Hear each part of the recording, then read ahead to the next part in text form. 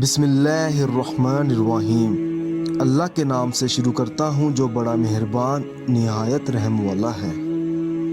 अस्सलामु अलैकुम नाज़रीन, उम्मीद करता हूँ कि आप सब लोग खैरियत से होंगे।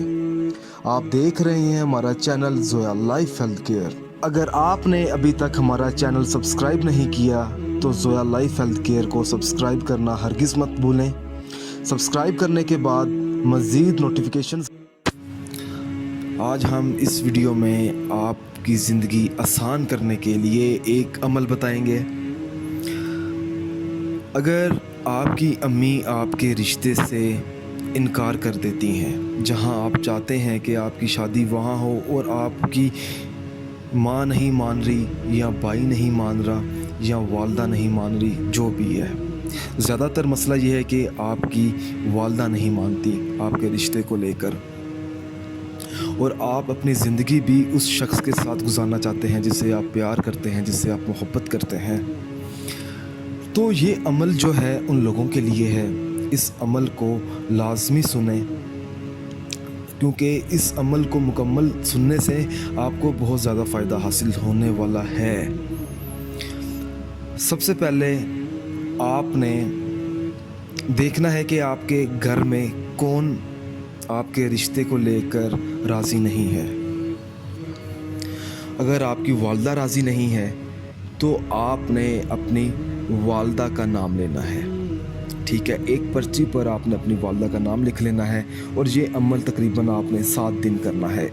अमल एक बार करना है, इसका जो असर है वो 7 दिन में आपको नज़र आ जाएगा। रात का टाइम हो तकरीबन 12 बजे का। अब आप ये देखें कि आपकी वालदा के नाम में नुक्ते कितने आ रहे हैं, ठीक है।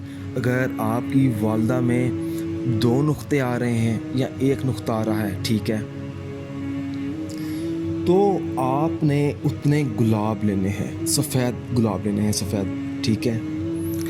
और हर गुलाब के नीचे आपने अपनी वालदा का नाम लिखकर पर्ची पर लिख देना है। एक पर्ची लें, ठीक है, उस पर आप अपनी वालदा का नाम लिखें फिर, ठीक है, और फिर उसके ऊपर आपने गुलाब का फूल रख देना है।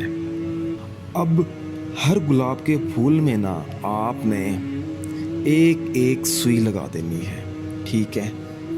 इसका मकसद ये नहीं है कि आपकी वालदा को तकलीफ़ पहुंचेगी, नहीं। जिस शख्स ने आपके ख़िलाफ़ आपकी माँ को भड़काया होगा कि ये रिश्ता सही नहीं है, ठीक है। ख़ानदान में कुछ लोग होते हैं जो हसद करते हैं, वो आपसे खुश नहीं होते, ठीक है। आपने सुइयाँ लगा देनी हैं। सुइयाँ लगाने के बाद आपने कुछ पढ़ाई करनी है जो अभी मैं आप लोगों को बताने वाला। सबसे पहले तो आपने बिस्मिल्लाहिर्रहमानिर्रहीम पढ़नी है। उसके बाद आपने 7 मरतबा सूरत इखलास पढ़नी है, 7 मरतबा आपने सूरत नाज पढ़नी है और 7 मरतबा आपने सूरत यासीन की आयत नंबर 7 को पढ़ना है। उसके बाद आपने एक बार आयतुल कुर्सी पढ़नी है। आयतुल कुर्सी पढ़ने के बाद आपने 7 बार दुरूद पाक पढ़कर अल्लाह पाक से दुआ मांगनी है कि मुझे फ़लाँ मकसद में कामयाबी मिले। और आपने गुलाबों में से सुइयाँ निकाल लेनी हैं और उन सुइयों को आपने किसी ऐसी जगह पर दफन कर देना है जहाँ पर किसी की नज़र ना पड़े, ठीक है। कोई बड़े दरख्त के नीचे आपने दफन करनी है। दरख्त के नीचे, शर्त ये है, दरख्त के बगैर आपने कहीं भी दफन नहीं करनी, वरना कोई फ़ायदा हासिल नहीं होगा। और इस अमल की इजाज़त आपने मुझसे लेनी है। इजाज़त के बगैर आपने कोई अमल नहीं करना, ताकि मुझे पता हो कि फ़लाँ शख्स, फ़लाँ औरत ये अमल करने वाली है। अगर आप मुझसे कुछ भी पूछना चाहते हैं तो आप मुझे इस वीडियो के नीचे कमेंट करें या आप मेरे व्हाट्सएप नंबर पर रब्ता करें। वीडियो को ज़रूरतमंद लोगों तक ज़रूर पहुँचाएं। जज़ाकल्लाह।